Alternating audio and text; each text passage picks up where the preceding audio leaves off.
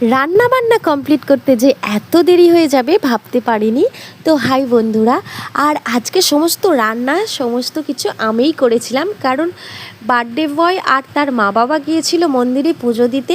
আর তোমরা তো জানোই আমাদের এখান থেকে তারকেশ্বরের মন্দির বেশি দূর নয়, যেহেতু তাই খুব কাছে বলেই পুজো দিতে চলে গিয়েছিল ওরা। আর যেহেতু সোমবার পড়ে গেছে, শ্রাবণী মেলার জন্য এতটাই ভিড় হয়েছিল যে ওরা অনেক দেরি করে এসে গিয়েছিল। আর এদিকে আমার রান্নাবান্না কমপ্লিট করতে পুরো 1টা থেকে 1:30 বেজে গিয়েছিল।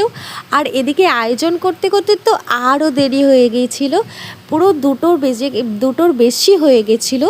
তো এদিকে আমার বাচ্চাগুলো তো কিছু মতে মানে থাকতে চাইছে না, আর এতটাই ওদের খিদে পেয়েছে, কারণ ওরা অন্যান্য দিনে 1টা থেকে 1:30টার মধ্যে খেয়ে নেয়, কিন্তু আজকে বেজে গিয়েছিল প্রায় 2:10-15। আর এদিকে দেখো, এই যে ছোট পুচকোটা কিছুতেই ওর দাদার কাছে বসতে চায়নি খেতে।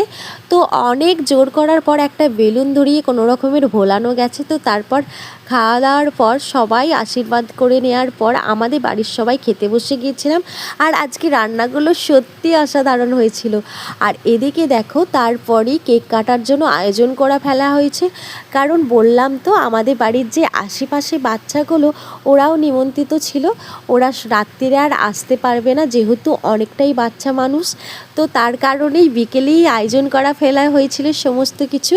আর এদিকে দেখো, এদের মধ্যে আমাদের যে বাড়িতে দুটো বাঁদর, এদের মধ্যে প্রায় টম অ্যান্ড জেরির মতো ঝগড়া শুরু হয়, কিন্তু আজকে আর হয়নি, কারণ এরা দুজনকে এতটাই অপছন্দ করে, আবার এতটাই ভালোবাসে যে দুজনে দুজনকে ছাড়া থাকতে পারবে না।